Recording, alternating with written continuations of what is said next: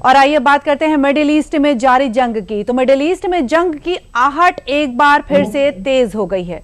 Lebanon की राजधानी Beirut पर इजरायली एयर स्ट्राइक से भड़के ईरान और हिजबुल्लाह ने इजराइल पर मिसाइलों और ड्रोन की बौछार कर दी है। इसके जवाब में अब इजरायली सुरक्षा बलों ने ईरान के 4 बड़े शहरों को निशाना बनाते हुए एयर स्ट्राइक की है। तो वहीं IRGC ने भी इजरायली हमलों की पुष्टि की है। IRGC का यह कहना है कि इजराइल ने ईरान के कई शहरों को निशाना बनाते हुए बैलिस्टिक मिसाइलें दागी हैं। हमले के बाद पूरे इलाकों में स्कूल जो हैं उनको बंद कर दिया गया है। मिडिल ईस्ट में एक बार फिर से जंग भड़क चुकी है और जंग की आहट एक बार फिर से तेज हो चुकी है। बता दें कि मिडिल ईस्ट में फिर भड़की जंग, क्या टूट गया युद्ध विराम? अप्रैल में हुए सीज फायर के बाद पहली बार ईरान ने इजराइल पर मिसाइल हमला किया। जवाब में इजराइल ने आज तड़के पश्चिमी और मध्य ईरान के सैन्य ठिकानों पर हमले भी किए। तेहरान, तबरीज और इस्फहान में धमाकों की खबरें सामने आई हैं। तनाव बढ़ने के बाद ईरान ने पश्चिमी हिस्से का एयर स्पेस अगली सूचना तक के लिए बंद कर दिया है। इराक ने 72 घंटे और सीरिया ने 12 घंटे के लिए अपना हवाई क्षेत्र बंद कर दिया है। मिडिल ईस्ट में एक बार फिर से जंग भड़क चुकी है। क्या टूट गया युद्ध विराम?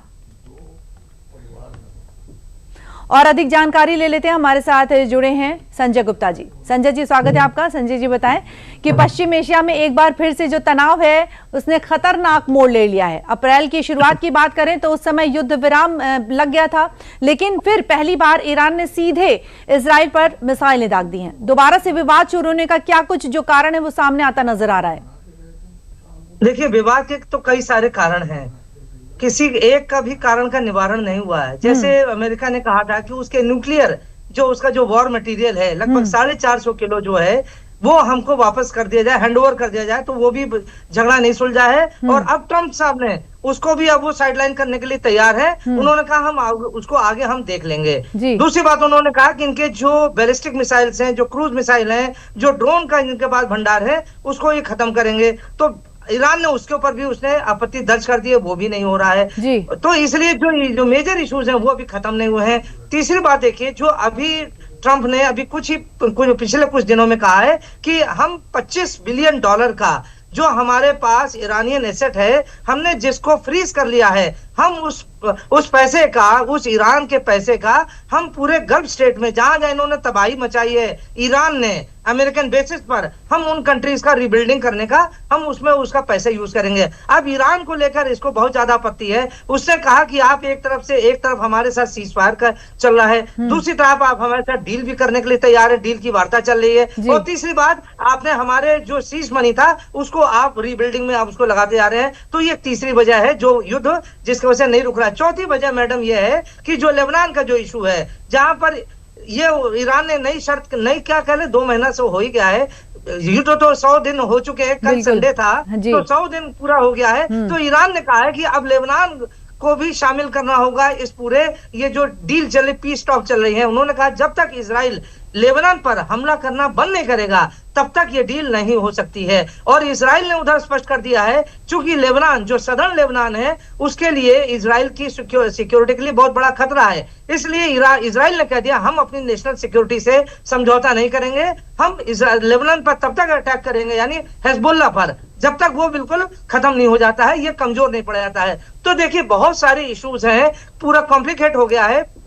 और कुल मिला के मैडम, अंत में मैं यही कहूंगा कि अमेरिका इस समय एक ऑनरेबल एग्जिट की तलाश कर रहे हैं, एक बाइज्जत उनको इस युद्ध के जोन से बाहर निकलने का मौका मिल जाए, क्योंकि अब उनको वियतनाम का युद्ध भी आ रहा है यार, उनको अफगानिस्तान में जो हुआ था वहां पर याद आ रहा है। अब ऐसा ना हो, जिसे हम लोग कहते हैं हिस्ट्री रिपीट्स इटसेल्फ, इतिहास अपने आप को दोहराता है, कहीं ऐसा ना हो कि तीसरी बार ये हो जाए। और जितना ज्यादा नुकसान ईरान का हो रहा है, ऐसा नहीं ईरान का नुकसान नहीं हो रहा, ईरान का भी बहुत नुकसान हुआ है, लेकिन ईरान ने तो कह दिया कि हम तो लड़ने मरने के लिए तैयार है। तो अमेरिका जिन उद्देश्यों के लिए गया था, खाड़ी के देशों में, मिडिल ईस्ट में जो गया था, वो उद्देश्य वो प्राप्त नहीं कर पा रहा है, और ना ही आगे उसकी कोई ऐसी उम्मीद है कि वो इस युद्ध को जीत पाएगा। तो कुल मिलाकर बार बार देखिए, अगर आप ट्रम्प साहब के पिछले कुछ वक्तव्यों को देखिए, उन्होंने कहा है कि जब से युद्ध शुरू हुआ तब से हमने ईरान की जो मिसाइल और बैलिस्टिक मिसाइल और ड्रोन की जो उनके पास जखीरा था, भंडार था, हमने उसको खत्म कर दिया, बस 20 से 22% रह गया है और अब कुछ दिनों की बात और है, उसको भी हम खत्म कर देंगे।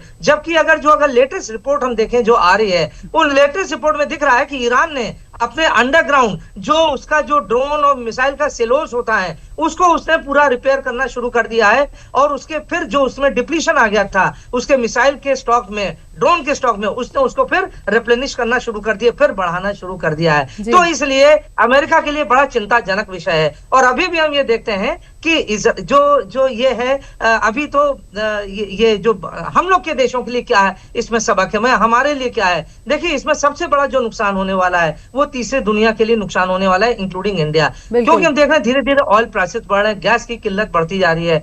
लेकिन देखिए, अगर अभी तो उसने, ईरान ने कहा है कि अभी तो हम स्ट्रेट ऑफ हॉर्मुज को हमने बंद किया है।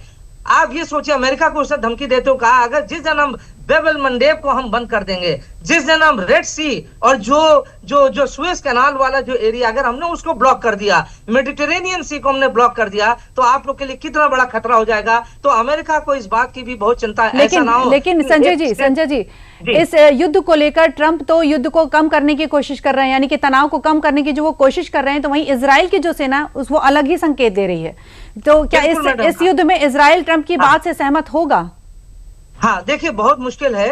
अभी देखा जाए तो नेतन्याहू की जो उनके अंदर देश में उनकी रेटिंग गिर गई है और थोड़ा सा अनपॉपुलर भी हो रहा है। इसलिए नेतन्याहू चाहते हैं ये लेबनान वाला वॉर चलता रहे, लंबा चले, उनको अपनी राष्ट्रीय सुरक्षा के लिए भी, प्लस अपनी डोमेस्टिक जो पॉलिटिकल जो स्टैंडिंग है उसको भी ध्यान रखने, कहीं ना कहीं डोमेस्टिक पॉलिटिक्स का भी इसमें एंगल इन्वॉल्व है। और अभी देखिए, अभी बहुत रिसेंटली 3-4 दिन पहले जो अमेरिकन कांग्रेस है उसने इजराइल के लिए उसका डिफेंस बजट बढ़ा दिया है। डिफेंस बजट नहीं कहेंगे, जो उसको रक्षा जो सहयोग करता है उसका अमाउंट उसने बढ़ा दिया। तो ये दिख रहा है कि तमाम कॉन्ट्रडिक्शंस के बाद भी, इजराइल और अमेरिका के बीच में लेबनान को लेकर इतने कॉन्ट्रडिक्शंस के बाद भी, आज अमेरिका इस पोजीशन में नहीं कि वो इजराइल को मिडवे छोड़ दे। इसलिए ये सारे बड़े कॉम्प्लिकेटेड इश्यूज हैं। और अभी तो देखिए मैडम, ये युद्ध कहीं खत्म होता नजर नहीं आ रहा है। और आप ये सोचिए, अभी 20-22% जो स्ट्रेट ऑफ हॉर्मुज जो बंद है केवल, उससे दुनिया में 20-22% की ऑयल और गैस की आवाजाही बंद है। जिस दिन बाब-एल मंडेब बंद हो गया